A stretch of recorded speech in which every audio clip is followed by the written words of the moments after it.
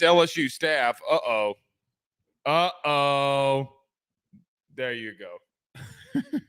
I hope that this LSU staff has been on the phone all day long, because what happened last night on Monday Night Football is arguably the biggest recruiting tool that you can have, like a former Bolitnikoff award winner taking a deep shot from a former Heisman Trophy winner from your own school on the first touchdown of the game in the NFL in primetime Monday night,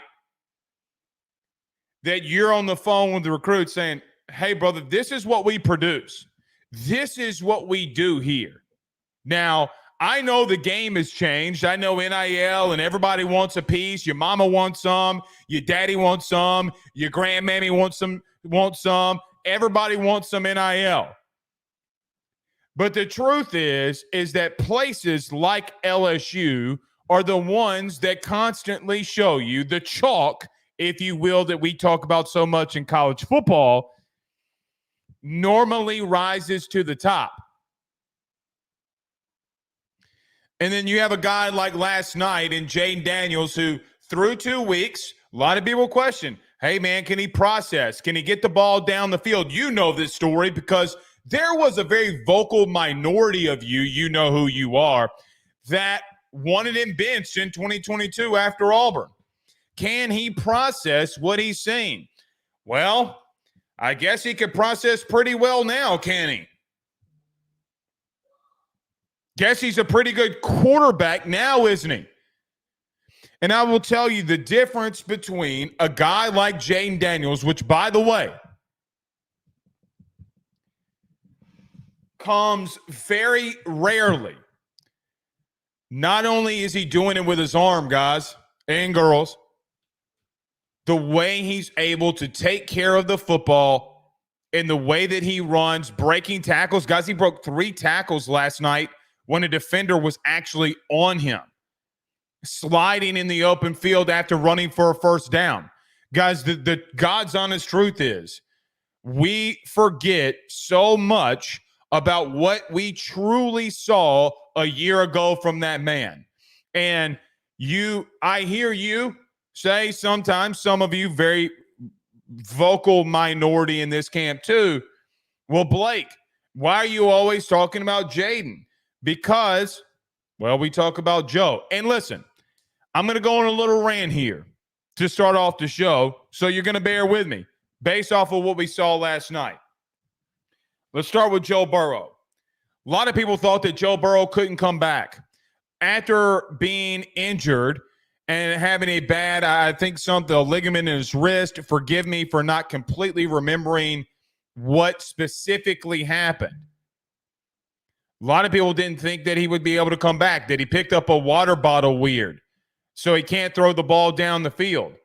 And then I see national media hosts, guys that played in the NFL, even though some of them I think that are very smart, say some very dumb things about Joe Burrow, about in the sense, like I think Shannon Sharp's really good at his job and a lot of others. But them saying Joe Burrow lost them the football game, lost the Bengals the football game. No. He didn't lose them the football game. He completed 76% of his passes. He threw for 324 yards and 3 touchdowns.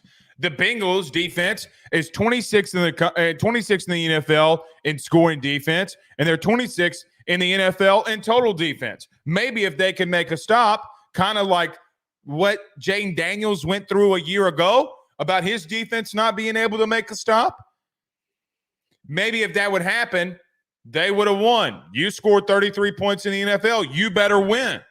That game's not on Joe Burrow. Guys, Joe is who we always know he will be. There is nobody that's going to put in more effort, determination than that man. Nobody. He is one of the top 5 quarterbacks in the league right now.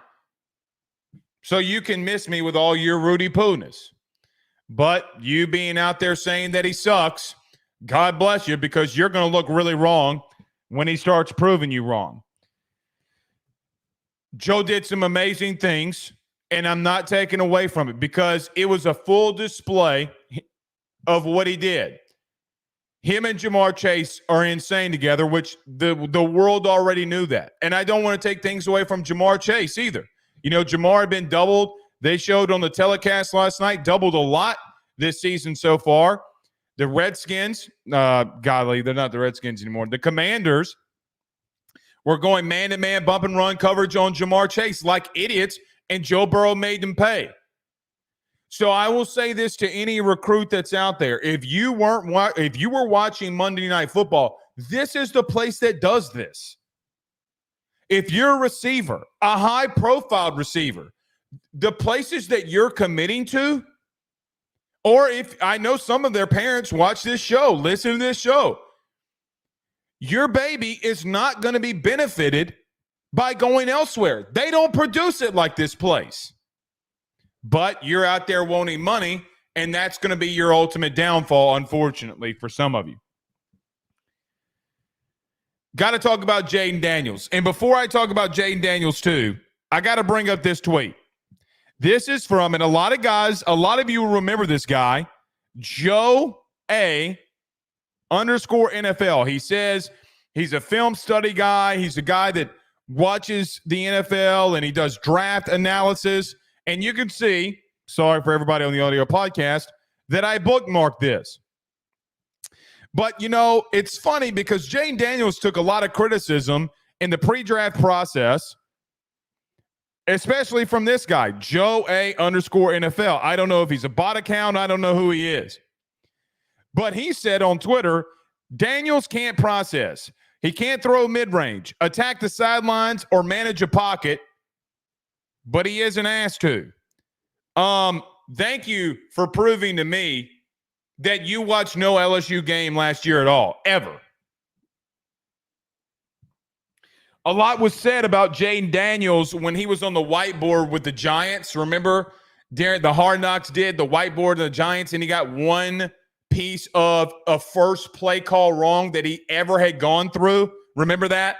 Jaden Daniels wasn't better than J.J. McCarthy, and he surely wasn't better than Drake May on the whiteboard.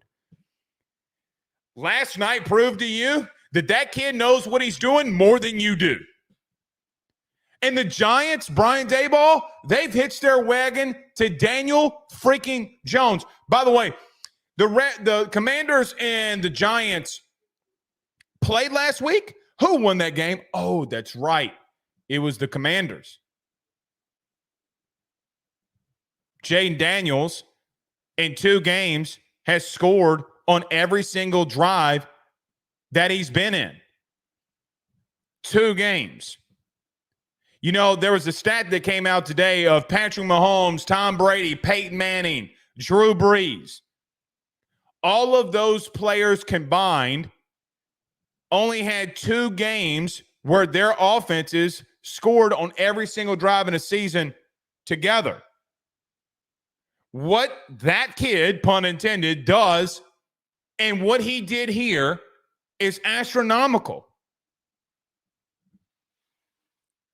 Guys, so when I say, and we're going to talk about LSU tonight, don't you worry. What he did was otherworldly.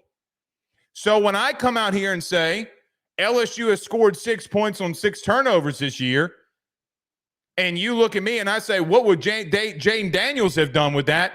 When you watch what happened last night, when you watch what happened all year last year, what do you think he would have done? Now, you can be mad at Matt House. You can be mad at Brian Kelly. You can be mad at whoever you want to.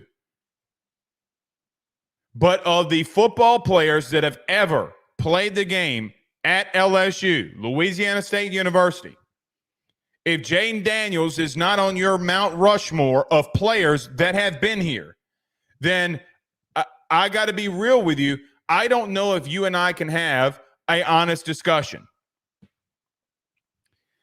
But Burrow versus Daniels last night, and I don't want to just cast away Jamar Chase.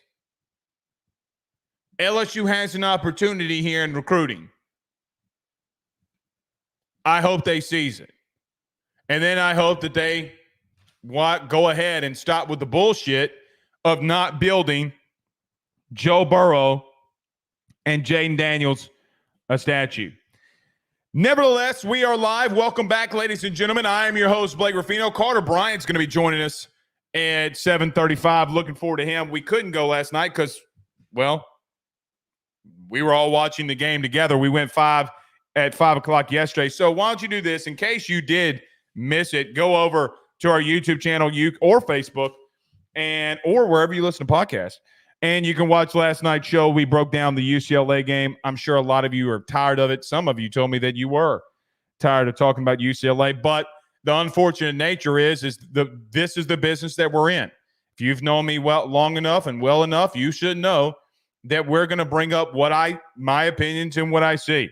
We'll go through South Alabama tonight. Things that the film says about South Alabama that you can exploit. Things that I think that LSU's got to work on. And if you don't accomplish these certain things, South Alabama is going to make you pay. And then to wrap up the show tonight, we'll go around your SEC. But you know what's funny, man? I quote tweeted myself, humble brag. I quote tweeted our tweet from the draft process saying that Jaden Daniels was the best quarterback in the draft. Yeah, I wasn't mincing words. The thing about that is your boy's down 70 pounds. Yeah, not joking. And your boy was thick. I apologize to all of you for my appearance, but glad we're taking care of that. All right, we are live. We got a couple of comments in here. Where are you watching from tonight? Michael Moore says Shreveport 318 at work. Well, Michael, do us a favor. Tell all of your colleagues about the show. Tell them to hit that subscribe button and notification bell. Let them know that Blake Ruffino and AYS is where you need to be. Let them know. Max says Bryce Underwood must have had a big old smile on his face. Yeah, and you know what's interesting, man? We didn't even talk about this. He was on the phone with Bryce. Bryce Underwood was on the phone with Harold Perkins after the South Carolina game. So, yeah. Aaron Miller says Dayball said he had seen enough of JD5 to move up in the draft to get him. 100%. They should have gone to get him. They should have gone and gotten him. Guys, he's arguably, and you can have look, I'm not going to pick between Joe Burrow and Jaden Daniels. I'm not going to do it. But it's funny. I said this to a buddy of mine last night. Like, think of the Kelsey family who had two sons that were in a Super Bowl together and played against each other. What emotions did that mom and dad go through? Because I felt it, and I'm not even related to them. Stephen Fry, our good friends over at Fry Construction out there in Eunice, the 337. He says the 337 is in the hizzy, Dr. Ruffino. I'm only a doctor in one area. That's love. The ladies know what I'm talking about. Not anymore, though, because I'm a happily married man. Todd says the best quarterbacks don't paint their nails. 1,000%. 1,000%. Completely agree with you there. Rob Boudreaux says, what's really hurt seeing JD out there and knowing we wasted him here with that defense. Yeah, it should. It should. And listen, I'm not trying to paint one scenario to another, but I do think it's plausible when I say this. We're going to talk about this tonight, and I know, if you watched Carter's show on Sunday, he and I talked about it. Guys, good quarterbacks like Garrett, great quarterbacks like Jaden, even good quarterbacks, and things that Garrett is doing. Guys, when you generate turnovers and stops, you got to go get points. And what doesn't get recognized with a guy like Jaden is he's a silent assassin. He's a silent assassin. He lulls you to sleep. I mean, that's what he did at LSU that nobody wanted to talk about. And here's the thing, too. Turnovers are a big deal. We're going to talk about this tonight. A massive deal. Jaden Daniels' best ability, without a question, was never him throwing the football to great receivers. It wasn't the running ability, although those two things are elite. The best attribute that Jaden Daniels has is the processing, unlike what this stupid-ass dude Joe said on whatever shit show that like he thinks that he's on. The best thing that Jaden Daniels, or the best ability that he had, was processing. He is a silent assassin, and he always will be. All right. Everybody do us a favor by hitting the like and share. Share to all of those groups on Facebook. Share to all of those social media pages. You're watching us, listening to us on YouTube. Like, subscribe, notification bell. And wherever you listen to podcasts, rate, review, and subscribe. I got to say this. You people that are listening on the podcast, I say this so much. A lot of you that are listening are not hitting the review button at the bottom if you're on Apple Podcast. It's that time of year again where some of these Rudy Poos are out here giving us 1-star reviews on Apple Podcast. I humbly ask a favor. I never ask stuff from you hardly ever, other than to hit the share button. I ask if you have an iPhone to go over to Apple Podcast and just give us a 5-star review, please. Because, you know, competitive people like to do really shady things when their numbers are down and ours are up. That's all I'm going to say. That's all I'm going to say. Do us a favor by hitting that review button as well. You can hit the notification bell. It will notify you when we have a new podcast. By the way, we're putting a lot of content on there. So in case you miss a show and you want to get to a segment, we're putting segments on there too now. So you need to go over there and listen.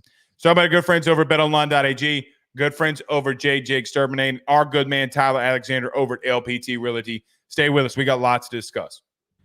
BetOnline is the fastest and easiest way for you to wager on all of your favorite sports, contests, events with the first-to-market odds and lines. Find reviews for all the news for each league, including Major League Baseball, NFL, NBA, NHL, combat sports, college sports, esports, and even golf.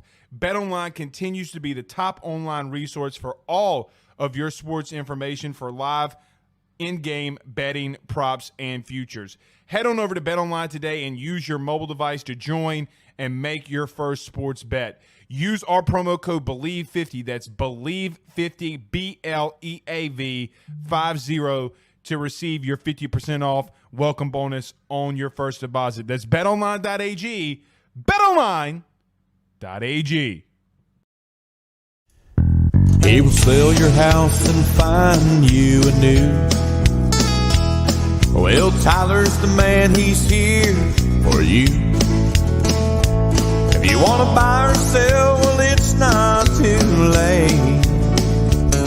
Dial 955-0008. Just call 955-0008. Y'all call Tyler, he'll shoot you straight. Louisiana is unique. The food, the festivals, even the bugs. No, not mud bugs. Unwanted bugs like these. The ones you don't want crawling in your home or business. Trust the Shield from J&J Exterminating. We've been protecting Louisiana homes for over 50 years, earning the trust of our clients because we deliver what we promise. Protect your home from pests. Get the Shield from J&J Exterminating. J&J Exterminating. Yeah. J&J has protected Louisiana homes and businesses for over 60 years. Call him today, make pests go away. J&J Exterminating. Yeah. All right. By the way, I did leave this guy out. I probably shouldn't. But this James Rappian, I'm sorry if I really am sorry if I'm mispronouncing his name, but he works for the Cincinnati Bengals, SI, Sports Illustrated. Last night he had a video that went viral. He said that Jaden Daniels is good, just not that good. Oh, James. That's what she said probably. James, you're about to get flamed, brother. LSU Twitter's about to come after you, and I can't stop him, nor do I want to. That's why I quoted you. Poor James, man. Some people are about to be in for a very, very rude awakening, that's for sure. LSU takes on South Alabama this Saturday, and I think, South Alabama, for what it's worth, I think has kind of gotten some news nationally. And the reason they have is because 2 weeks ago they went out there and played Northwestern State. Not a premier game at all, but they beat them 87-10. There was a mercy rule that was in place. And then this past week, they played Appalachian State, who a lot of people thought that Appalachian State was going to be one of those teams that was in the mix for that 12-team playoff because the G5 team is able to get in with an automatic bid. The highest rated G5 team is going to get that 12 spot. And it kind of got some people's eyes turned. Got mine, that's for sure. Now, I don't know if that's because they were on LSU schedule. I really don't know. But here's what I do know about South Alabama.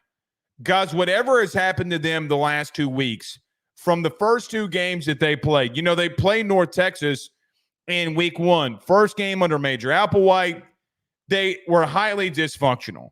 Couldn't convert on third down. Couldn't get the running game going consistently enough. They go to let me back up. They play Ohio in week 2. They lose 27-20 in a very, very close game. Same mistakes. Quarterback and Lopez is having to do everything. Their running game isn't consistent enough. But then they have a little running back, a freshman that hits the scene. Sound familiar in week 3? It's kind of ironic because it's exactly what happened to you. Freshman running back, kind of out of nowhere, even though they're highly talented, showed up on the scenes and continued to get that offense moving forward. And guys, over the last 4 weeks, here's the God's honest truth. They've scored 48 points the last 4 weeks. Now you can say, well, Blake, they played Northwestern. They scored too much. Here's what I would tell you in that. Well, you played nickels in your LSU, and you couldn't do that to Northwestern State. Now, Northwestern State's going through a tough time.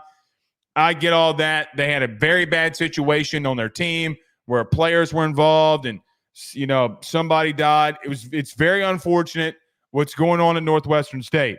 Doesn't stop what they've done nationally or from a statistical standpoint. Guys, here's the truth.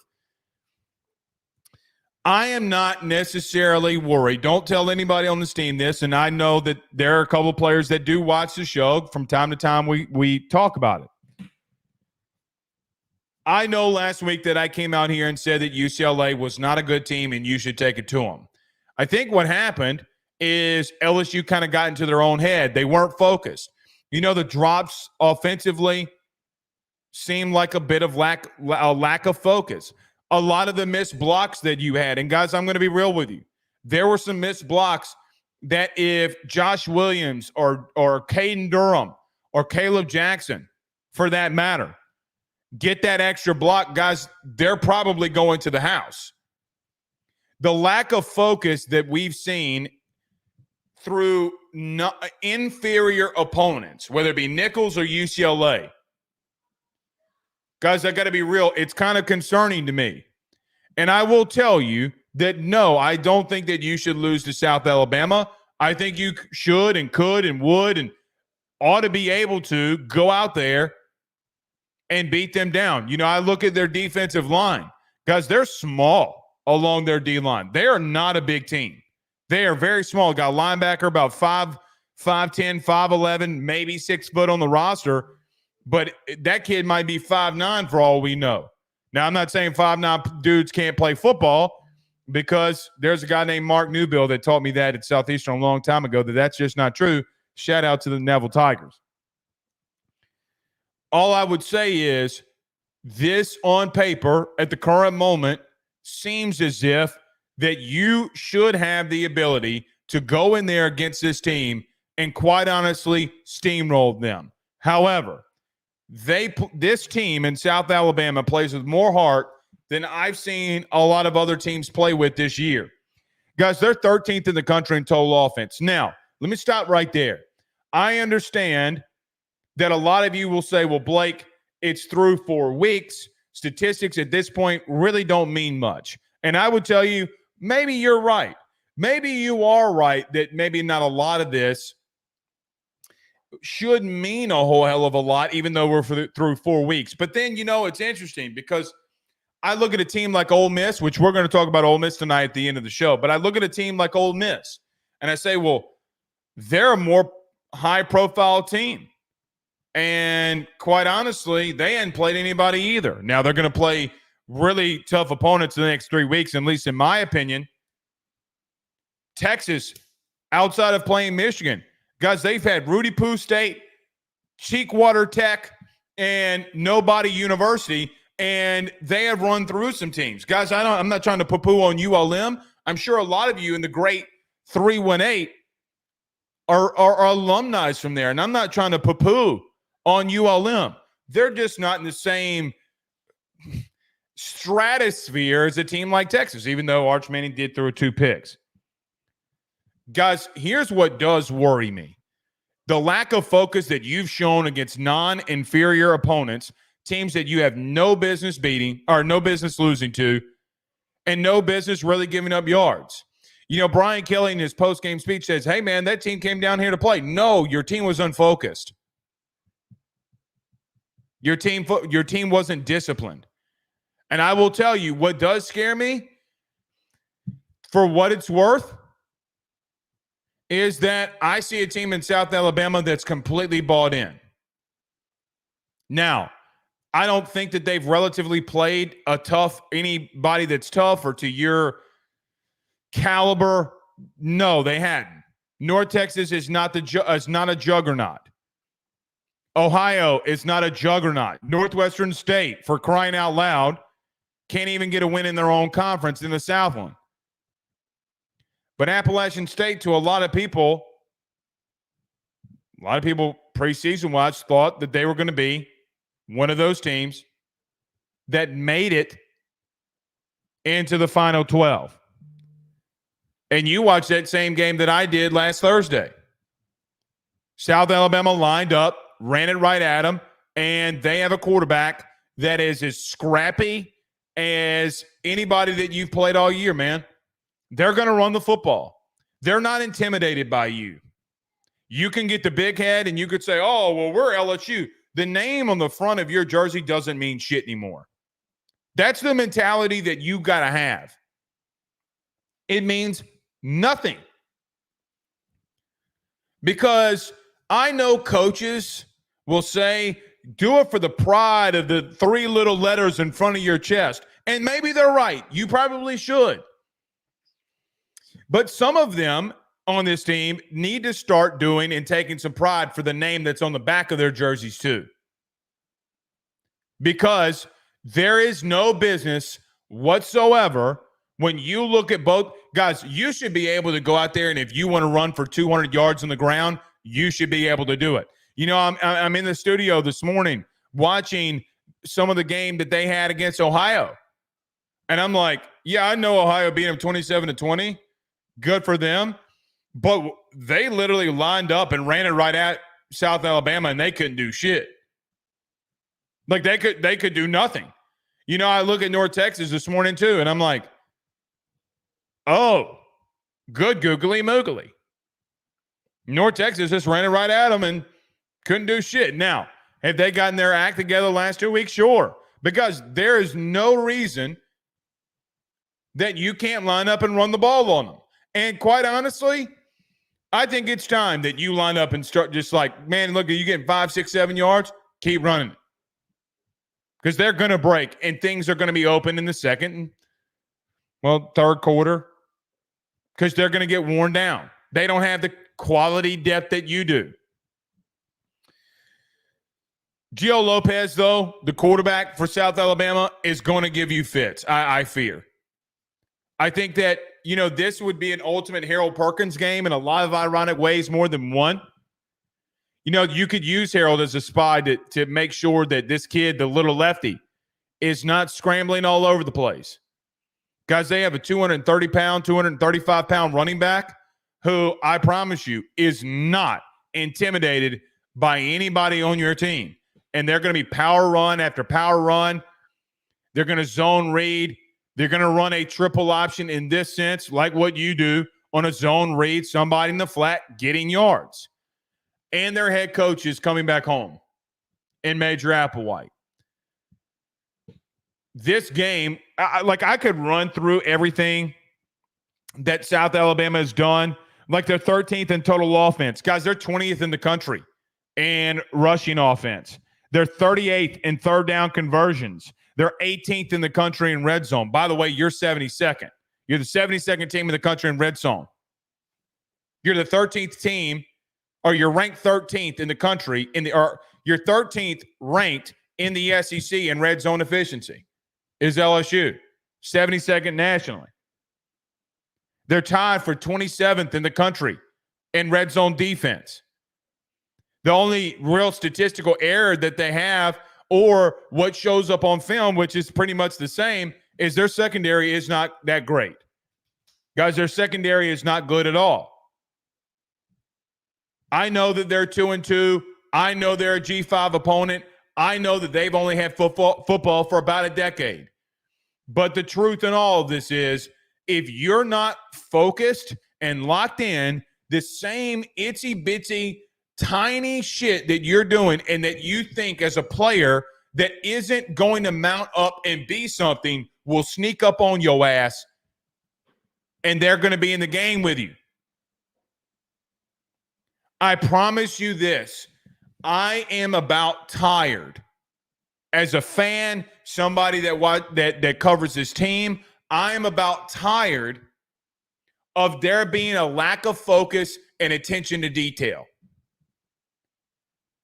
Now, you can make the argument, and I'm not going to say that I agree with it because I really don't to some extent, but you can make the argument that is on Brian Kelly to make sure that his players have the attention to detail that they need through all four quarters.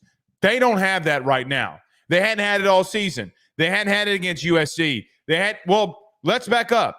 They hadn't had it since Wisconsin, really. They really haven't. You know, you being lackluster and doing some stupid things offensively, your quarterback against Wisconsin has got to mount another 90-yard drive to win it. That's not great on Garrett that he's got to do that.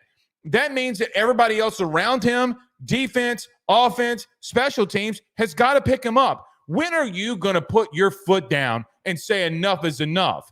Now, you can blame Brian Kelly on players not having the attention to detail. Here's where Blake Ruffino is going to go, and I hope that you agree.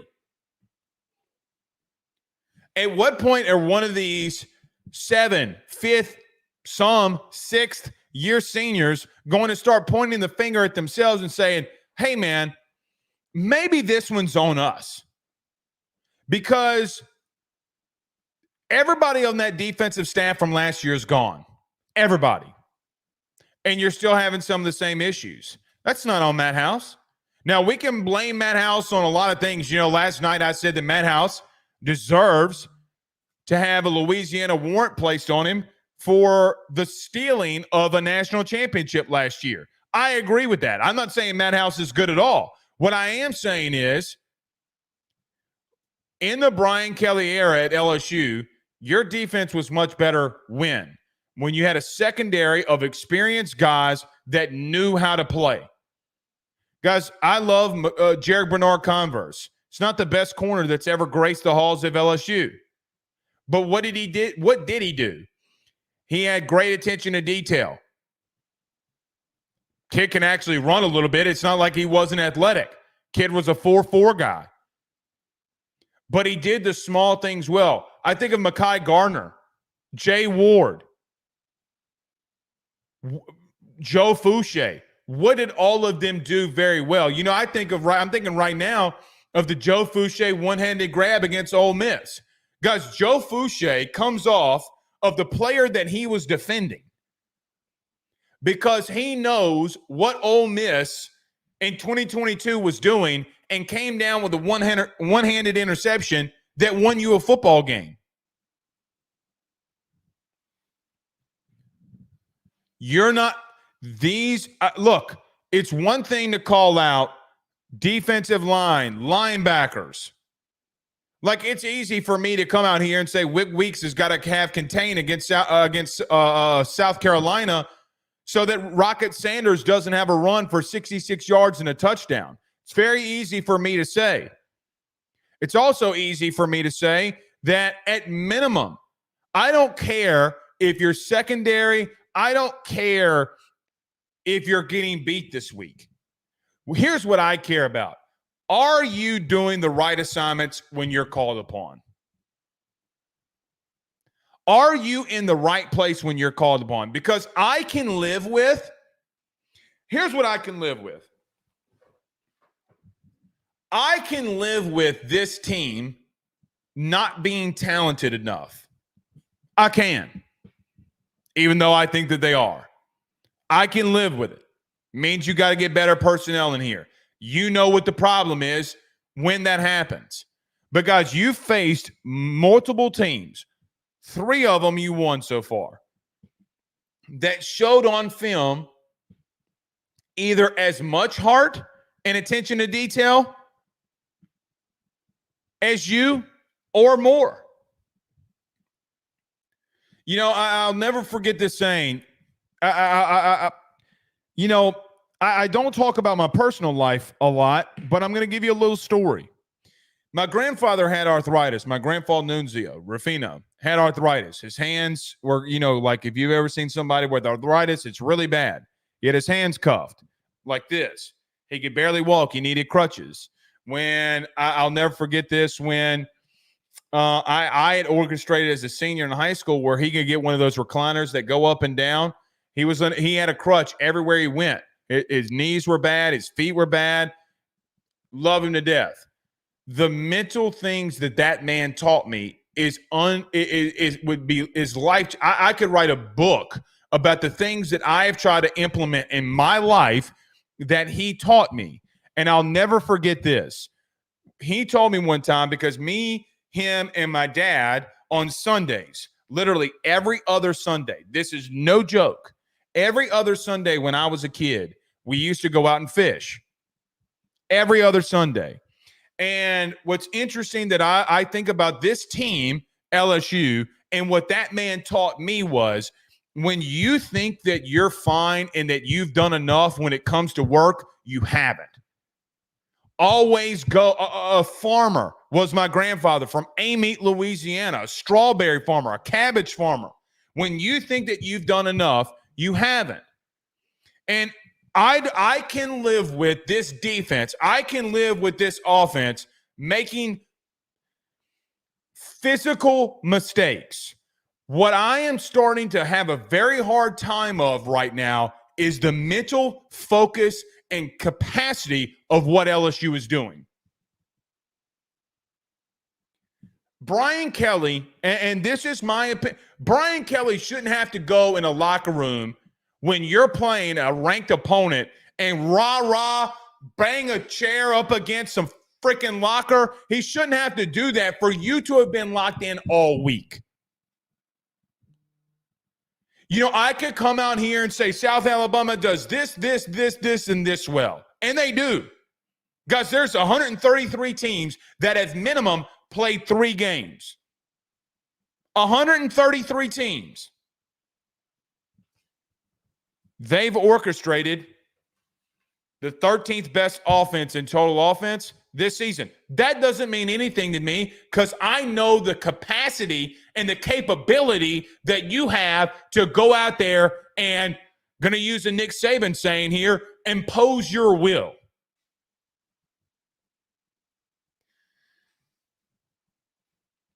Here is where I'm at with this from a statistical standpoint. I'm going to throw this in here too before we get to Carter Bryant. I was just told he's here.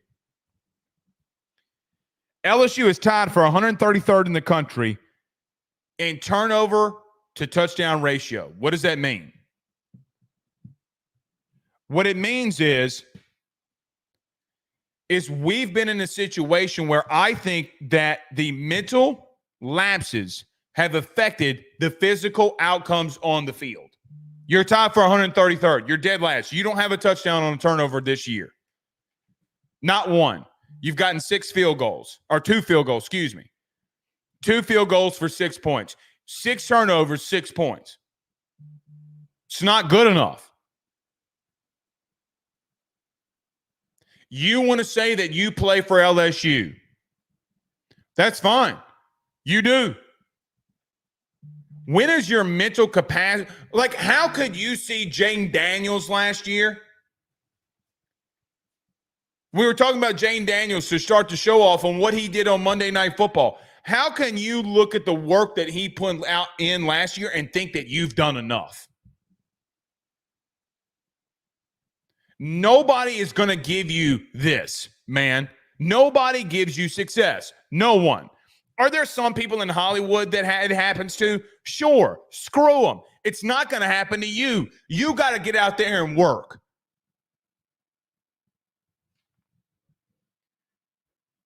I think you can run the football. I think you can throw the football all over them. I think defense, even with Harold Perkins not being out there, I think you should run right over them. All right. Got to get to a break. Let me make sure we don't have any super chats. We do not. Get to a quick break. The GOAT's here. Carter Bryant next. Stay with us. Guys, you might know my good friend Carol Falls and all the great service that he provides over at State Farm. He is your good neighbor after all. But did you know State Farm has surprisingly great rates as well? Along with the great neighbor service, State Farm agent Carol Falls has surprisingly great rates for everyone inside the state of Louisiana. So call him today at 985-395-4300, 985-395-4300 for all of those surprisingly great rates on auto, home, and life insurance needs. Like a good neighbor, State Farm is there, and individual premiums will vary by customer. All applicants subject to the State Farm underwriting requirements. Guys, I want to talk to you about our good friends over the Drake Williams Law Firm and Drake Title Company. Are you facing tough times due to an injury from a car accident, navigating the complexities of divorce, or purchasing a new home? At the Drake Williams Law Firm and Drake Title Company, they understand the challenges you're going through, and they are here to help. The lawyer team of Ernie Drake III, Ryan J. Williams, and Summer Vignair, along with Morgan Daniels, have the experience and proven track record to give you that peace of mind.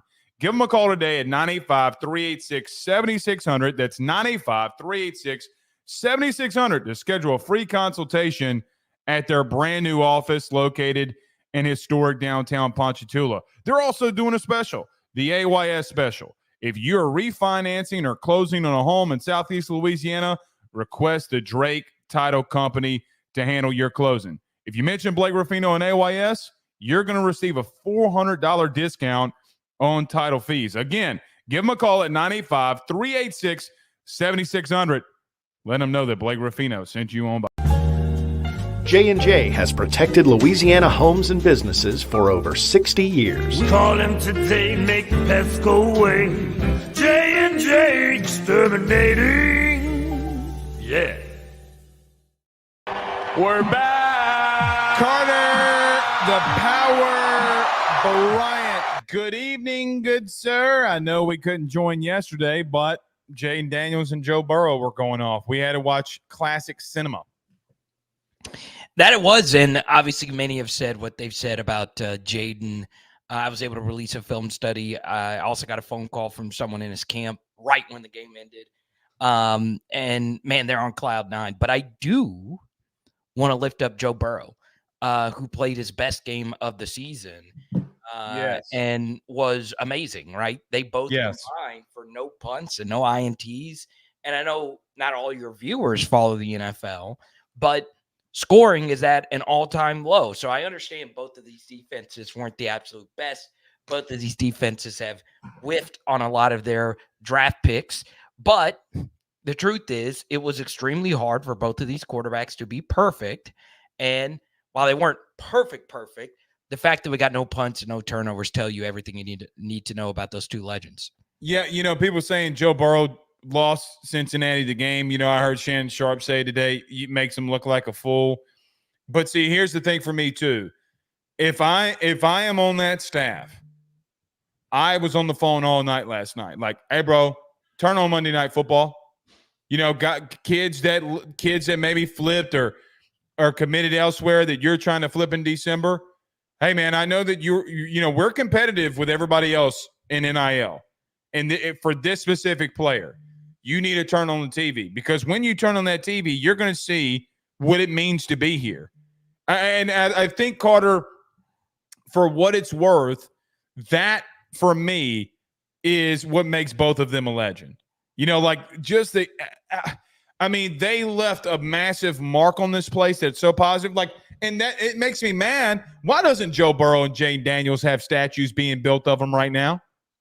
Yeah, I celebrate them while they're here, or at least have plans in order for. I mean, how long did it take Simone Augustus to get her statue? Not. I mean, it took a while, but not too long. But yeah, I want to be alive while they get it. I am all for that. So I'd at least make it be before they're 50 as well, so they could truly enjoy what they've done. But also, Jamar Chase having his best game in a while. Can't leave that man single covered. You know, Troy Aikman brought this up in the NFL game or in the Monday Night Football game. You know, he broke down the film and he's like, look, man, this is the last 3 weeks. And he showed 3 times where Jamar Chase is doubled. Like, with T. Higgins out, I mean, they didn't have a choice. Okay, they couldn't double him in this one because T. Higgins was still on the field, and that's what that man makes you pay. I may have sent a couple of texts out to certain recruits when Jamar Chase went off twice. I'm just going to throw that out there. Or you can go play at a school in the Northwest and I don't know what you're talking about. I'm just saying. No idea. All right, let's get to this. Carter, I went back and listened yesterday to our conversation, and I don't want to start here, so I thought it was a really good one. So what I'm saying is, everybody go watch Carter's show from Sunday. Our conversation was absolutely electric there. You know, I do this to you all too often, but I think that you always bring in good points. That's why you're here every Monday, even though this is Tuesday. Where does LSU need to improve? Yeah, so the first thing, Blake, is understanding what do you want your defensive identity to be with Harold Perkins out of the lineup, right? That is, by far the biggest story. And Blake, this has been a discussion. I think even everybody that is that's a fan of LSU football has thought this. What if this is a blessing in disguise, right? That the team will rally around Harold Perkins, their dear beloved teammate, going out. And maybe this means for different players to step up. And Blake, that is the number one thing where LSU needs to get better is on the defensive side of the football, Blake. At least make them earn it, right? Make them have to really make difficult plays. So Brian Kelly brought this up actually yesterday in the press conference, right? He had no problem with J. Michael Sturdivant making a back shoulder catch on Ashton Stamps in the second half. That's fine. What you don't want is consistent running back in the flat, unabated receptions that have an ADOT of 2, but a gain of there's that famous word ADOT that was used on Jaden Daniels a lot. Yeah, too. yeah. Average depth of target, which means how close you are to the line of scrimmage. And you don't want those receptions going for 20, 30 yards before the running back is even touched. You want to make them earn it, right? If they run you over, guess what? Tip your hat to them. They got a highlight, but you're making them earn it. And defensively, that's where LSU needs to get to, right? That was a big issue in the South Carolina game. And it was a big reason why, Blake, I picked UCLA to cover the spread is because I picked them too. Yeah. Yeah. If you don't, I mean, any offense is going to be able to move the football on you if you don't make them earn it. Now, I know that's a very soft way of putting it, but the reason why things have been so easy for the other team's offenses, Blake, it's been because of missed assignments, right? And a lot of it has been because of pre-snap motions and not communicating your assignments from that. And Brian Kelly shared a few specific instances of what actually went wrong for the LSU defense. So if you get beat, that's the thing that gets me. What I don't know how much you saw of the segment we just did. We probably need to clip that and put it on YouTube. But yeah, Carter, I am about tired of the mental mistakes. Yeah, I'm pretty much at my wit's end. Now, I will say this, and this is where you and I disagree, but it is what it is. I think that I guess maybe I had a perception. You know, we talked about Bill Connolly's SP Plus on your show last week or on Sunday. that they're 58th in the country. So they've jumped nearly 50 spots from where they were in total defense. By the way, they were 121 this point last year. I guess that what they're doing, to me, I expected from Blake Baker in reference to a blitz package and them progressing in that level, right? And so I like that. What I don't like is what you just mentioned, okay? Too many explosive plays, and basically they're giving up explosive plays because mentally they don't know what they're doing. And I said this, Carter, how can you look at all these dudes that are starting on defense, besides a pair of them, were here last year when Jaden Daniels did what he did. How can you see the work that man put in and think that you've done enough? This isn't on Brian Kelly anymore. It's on them. And look, I'm not pointing any specific player, okay, but it's on you. Now, if you get pushed off the ball, like you said, and you get dominated, it is what it is. But I'm going to shift it to this part too. We don't have to get in this long discussion because we got a lot we got to discuss. But offensively, it's happening too. Like, for example, you have done multiple film studies of Garrett missing wide open targets. You have done film studies of guys that on the offensive line that are missing blocks where, Carter, if they make the block, you're going for 7. Yeah. And that is a lack of mental awareness and social awareness of what you need to do. Carter, you're tied for 133rd in the country and turnover to TD ratio. Buddy, I mean, like, those are the times that you got to put the pedal to the metal. Yeah. Go ahead. No. Yeah, there's some individual players on the offensive side of the football that need to step up. I think we can all agree Garrett Nussmeier's playing at the level about where we expected, if not just a little bit better. I think we can. I agree with that. Yeah, I agree. He's playing where we thought he'd be. Yeah, and look, Mason Taylor's had a better season than I think a lot of people expected or about where you would want him to be. CJ Daniels has exceeded expectations. Aaron Anderson as well. Obviously, Kyron with the drop last week does make you begin to wonder, are these drops? Multiple drops. One blatant one where it was just he got to catch that slant. Yeah. So I do think one thing that's popped up is individual offensive linemen missing their blocks, right? Where if you miss that block, that's the only missed block on the entire play, and your guy actually makes the play, right? I want to give specific examples instead of just being like totally vague. Yeah, I think Emory Jones is going to be a first-round pick next year. I still stand by that because he has guard and tackle versatility, and he did get hurt in this game and courageously came back into the game. But there was a call where Joe Sloan had a good stretch, run play to the right, used some eye candy to get the running back into the pistol, and it was one block that was missed, and it was Emory Jones's block. Now, it was against their best defensive player, their leading tackler, number 20. But if you make that one block, it's Josh Williams versus a safety for 20, 30 yards, right? That's an instance where you can't really go to Joe Sloan and say, hey, Joe, call better run plays. That was a creative look. We've not run a lot of pistol. And to your point, you ran it behind an All-American. Right. A guy that should – yeah, I mean, he's still slated as a first-round pick everywhere. Pause. Right? Yeah. They got to do it behind 66 from here on out. I've been waiting to say this for 3 weeks, and I'm going to say it with you. That same stretch play, you need to run it behind Will because he's the most consistent one that you have in your front five. And let me tell you this. You know what else you can build off of that? Play action. Yeah. They want to do these boots and stuff like that. Do it behind Will Campbell because, look, man, the right side of your offensive line is struggling. Yeah, I'm very shocked by that, Blake. I really am because I am a huge Emory Jones fan. And I have been, right, for a while. It's not like he's playing just awful, but he's not playing at his highest level. Right. And I think it will get better. I really do. It's not something that I'm overly concerned about. And I also think on Will's side of things, we're making too much other false starts. Yeah, they should stop. I see someone bringing up the false starts.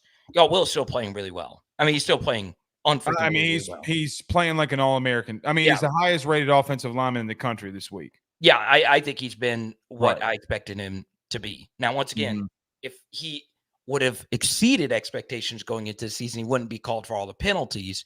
But that aside, he has really freaking been amazingly good. That goes back to the mental, like, what are you like? Let me just say this, and I ask this in all serious nature. What are you doing? Like, if you're a player, what are you doing right now? Because I'm going to tell you what the greats do.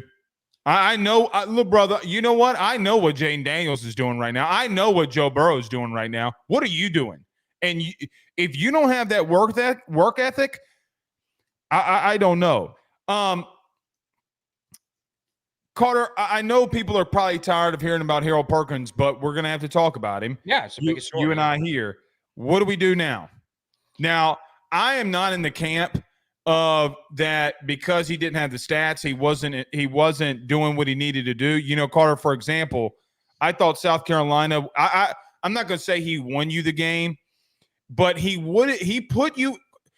Perkins put you in a position forcing both of those turnovers because he was so highly guarded to that South Carolina offensive line that Braden Swinson and Sage Ryan don't get those sacks if Sellers or Ashford are not 100% worried about where number 7 is. Yeah. So now I ask, what do you think happens here moving forward with this defense? Yeah. So honestly, everybody is sad that Harold Perkins got hurt, not only from, his talent standpoint, but Blake also, like we talked about, you care about him as a person, right? No doubt. You don't win the SEC West if he isn't on your team, right? He's an all-time great recruit, and him and Emory Jones, honestly, are still the highest graded recruits that I have graded over the past 4 years since I've been doing it. So with that said, Harold Perkins really struggled in the UCLA game. I mean, it was like all the other games where people have said he has struggled, they have overstated it. The exact opposite was true versus UCLA. I'm not saying that to pile on here, but it's just what showed to me. And once again, linebackers are really tough because there's different assignments for different things, and you can look bad if this person didn't do their job or whatever. But that's what it showed. And now LSU can figure out what do we need to do to fix it. You lose your most explosive playmaker in your second level of your defense. But now, do you go back to a nickel? Does Major Burns become a bigger role as the quote-unquote star? I don't know if I want that. And Blake, this is going to be my hottest scorching take for the LSU defense moving forward. I would like to see Toviano in the star. I think he's got a skill set that kind of mixes all the different things you need to do in that spot together. And a lot of his weaknesses are things that do pop up if you're a traditional corner. And some of the weaknesses he also has does pop up if you're a traditional safety. But he's actually pretty decent at everything you need to do to play that role. And I understand that that's not what you had slated, but if you are going to run more nickel, you look going into the season, Blake, you're at practice, you talk to people that are really powerful at these practices. I do as well, not as much as you do, but one of the guys that started to really rise up and really challenge Major Burns for that nickel corner role was Juwan Johnson. So now he's on the offensive side of the football. And right? Brian Kelly announced that Kylan Jackson is also at star. Right. So, and Kylan Jackson is also a guy that I would like to see play that role. I would like to see Kylan play traditional safety. So I'm looking forward to Kylan Jackson getting some reps there, but I'm open. I mean, I know they played Toviano early in this last game. I'm open to seeing him in this position that I think mixes a lot of the different things he does well. But obviously, he might just be absolutely awful in practice. I don't know. Here's what I do think him and Kylan Jackson look, this is how I'm going to say it. Do we really think that Brian Kelly hasn't tried anything, or like what's the lack of faith that he has in those guys not to be able to go out there? Because here's the thing. They played 6 safeties last week, and Kylan Jackson wasn't one of them. They played 5 DBs corners last week. Savian Jones was one of them, but it wasn't on the defensive side of the football. It was on special teams. My question now becomes why? Carter, and listen, Here's what I'm going to tell you. I don't necessarily completely agree with you in reference to teams aren't going to move the football on you. I think that they will, especially in college. Here's my thing. Safety play has been so bad. Like, I don't want to keep going back to this play. Sage Ryan's got to make that tackle in the open field on Lenore Sellers. Or at least make it tough. Or at least make it very tough. You can't whiff like that. And Carter, here's the God's honest truth. The safety play for LSU under Brian Kelly, after Jay Ward and Joe Fouché and Greg Brooks either left, and God forbid, and God bless Greg Brooks when he went down, it has taken a massive nosedive. And I truly believe this. I think your D-line's playing well enough. I do think that there are some lapses in the second level with Penn and, Harold and even Witt, but not bad enough, Carter, that it can't be playoff level. It really has been good enough to be playoff 12-team level. The problem has been, for me, safety play has been so abysmal that I just being quite honest with you, Carter, if that position doesn't get better, we're in trouble. And I'm not talking about this season. I'm talking about for the long future of what's going on there. Carter, I'm going to say this. I'm not going to tell a staff. I'm not going to come on here and say something and not tell a staff member what I think. I told a staff member today, hand on God, that if you don't go get a safety out of the portal, you're in deep trouble. You're in deep trouble. The play at safety has been abysmal. I say all that. Your reaction to it? Yeah, well, the first thing, Blake, is there was actually, and once again, this gets deep into the weeds, all right? This was actually a good safety transfer portal class this last cycle. All right? Jordan Gilbert's been your best safety, and they need to stop rotating him. Sorry, I'm just going to say it. Yeah, he had a bad game versus USC, but since then he's been pretty good.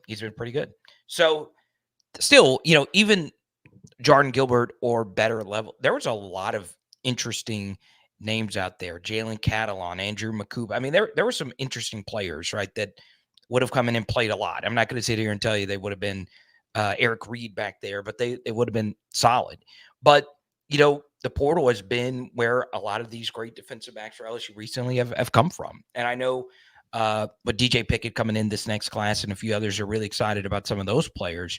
But you're right, Blake. I mean, the safety play has been bad. It has been. And, I say this all the time on my show, and I know my viewers get tired of me saying this. I'm just looking for Jordan Battle. I'm just looking for – or John Battle, excuse me. I'm looking for Ricky Jefferson. I'm looking for Ronald Martin. I'm not looking for Eric Reed, Chad Jones. I just want solid. Somebody out there who's going to make life difficult. So at this point, I was saying this last year, I'll say it again. It's not too hard to find those guys, right? And, for some reason, it's just not there. There's one on their campus right now that's not on their football team, and I'm going to leave that one alone. I'm going to let a lot of other people figure that out. I will also say Deshaun Spears has done well in his limited action. Now, he did miss an early tackle on that first drive, but for the most part, you know what? You know what he did do? Let me tell you what he did do. He forced the guy back inside so that somebody can make the tackle. And you know what else he did? Brian Kelly did this on his little film breakdowns that he does. He was highlighting Braden Swinson for his effort, which I'm going to ask you about him next. Yeah.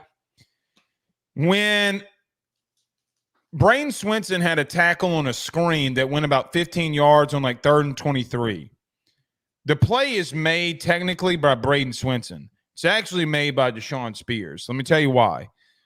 Deshaun knows that he can't make the play based off of the angle that he was when the screen was thrown, but he forces the running back inside for Braden Swinson to make the tackle. That's what I'm looking for. Someone who actually knows what they're doing and acting like a grown-up. Let me ask you about Braden Swinson before I get you out of here. Carter, I'm really worried for this kid. Let me tell you why. It's of my humble opinion from things that I've seen, feeling like I know all O-line play the way that I do. Number 7 generated so much game planning around that it benefited other guys on this D-line, especially Braden Swinson, who has had, Carter, I've said this, I think he's the SEC Defensive Player of the first quarter of the season. Yeah. First 4 games of the season, he is the best player in the SEC. You can't take that from him. But here's the thing that I'm worried about. You've gotten, 9 sacks the last 2 games? 9 against 2 Power 4 opponents. And I think teams are going to scheme up against him. I think the absence of him, Perkins, makes people game plan for Swinson. Your thoughts? Yeah, well, they were naturally going to start doing that anyway because he is starting to really, wreck games.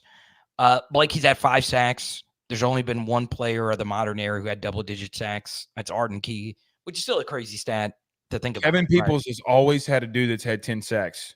Yeah, and he's been the MVP of the coaching staff up to this point.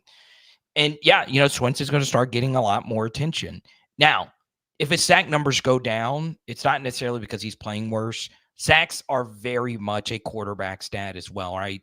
It helps when you're going up against quarterbacks that are in a huge deficit or backups or quarterbacks that aren't wary of pocket mechanics. And these last 2 matchups have looked really nice. Miller Moss. Yeah. So, like, Jackson Dart is really tough to sack, right? So there's going to be some games where he's not going to have, like, crazy sack numbers. It's really hard to get sacks. But I still think even if more attention is going to be thrown his way, he's going to be more effective. And Blake, I would be a lot more concerned about attention being drawn his way if Savian Jones wasn't playing at the level that he's playing. Savian has played really, Carter, really let me really ask well. you a question. Has he been how much of a factor do you think he's been since week 1? Because I've had that question a lot from people. Who's Savian? Yeah. Oh, he's been a big factor. Absolutely. I mean, USC game was special. But the last 3 weeks have been a challenge for him. They've been a challenge. No, I trust me. I was definitely one of the loudest Jones skeptics last year. Right, he had a tough year. I think he was also put in one of the worst positions I've ever seen in the defensive line. That role in the Madhouse defense just never really made a whole lot of sense. Blake, he did some good things versus UCLA. Now, do I think the down-to-down consistency can be up and down? Yeah, absolutely. I mean, there's some plays where a little too up and down. Right. But I saw him collapse a huge zone read He did. in the second quarter, and that would have been a huge gainer in the run game. And that might have gotten the UCLA run game going. D-line's played well, man. As much as it was a concern coming into this, I mean, look, you got to give Bo Davis and Kevin Peoples a lot of credit. Yeah, and Savion's definitely one of those guys, right? Like, at least there were some games last year where Swinson closed some things out. And look, right? I'm not saying that it's been a question that's been brought to me multiple times, and here's what I'd say about Savian Jones. I can see what they're talking about on some of the consistency plays. On third down, Carter, he's a menace. I'm worried about what happens on first and second down with him because the lack of effort has been a little bit – how do I want to say this? Not there. There have been moments, and I understand what they're saying, but then I see him on third down, I'm like, Jesus Christ. Does that am I making sense with this? Am I orchestrating this right, or am I sounding like an asshole? I've not necessarily seen like just horrible effort. I mean, I don't see horrible effort, but there's been moments. I'll give an example. The screen pass. They went for a first down on the opening play or the opening drive for UCLA. He doesn't get the sack and he walks. I mean, Carter, he's 5 guys away, and I understand what they're saying there. I understand. But I'll also say, the fumble that was overturned, he was the one that chased it down and made the 100% on what down? I don't remember what down. Third down. But I will also say he also drew an absolutely massive holding call right before halftime. And it didn't end up being massive because they ended up scoring a touchdown anyway. Yes. But it did set up a 3rd and goal from the 12 with 8 seconds left to go in the first half. I'm not trying to put down on the kid. I don't want to make it seem like I'm doing that. But you're right. I mean, his down to down consistency can be rough. That's why, the PFF grades haven't necessarily been his best friend. Correct, because of what's been on first and second down. Let me ask you this before I let you out of here. I got an interesting stat for you that I'm using tonight on Ruffino and Joe show, and I'm going to use it when you leave around the SEC. Ole Miss has Kentucky this week at home. Stay with me. Next week they go to South Carolina. They'll be on a back-to-back road games, and you know how you like this. Yeah. Brother, both South Carolina and LSU are coming off bye weeks when they play Ole Miss in the next 3 weeks. Yeah. I mean, it's look, it might not be you that this happens to, because I think South Carolina is better than people are giving them credit for. I really do. Carter, they about to play some 3 physical teams. Yeah, I if they go undefeated on this run, they need to be top 5 in the country. I'm serious. Yeah, I mean that would be ridiculous, and they have the latest bye week in the SEC, which is not to their benefit, in my humble opinion. No, it's not. I would hate to have a bye week that late. But they got a lot. But they got 2 buys in the back half of the season. That's also a massive benefit too. Yeah, no, absolutely. It's just knowing that the LSU game is going to be so big for the success of their season and our season. Yes, the fact that LSU gets it at home and they're getting a bye week. If they take care of business versus South Alabama, I know 1 game at a time, all that stuff, but LSU's in a good spot. Everything I've thought about this schedule has come true for LSU. It still sets up really freaking nicely for them. And schools like Ole Miss with their bye situation, as well as Alabama playing an SEC high 4 teams coming off a bye, it's tough. It's really, really tough. And LSU has gotten the better end of things. They got 1.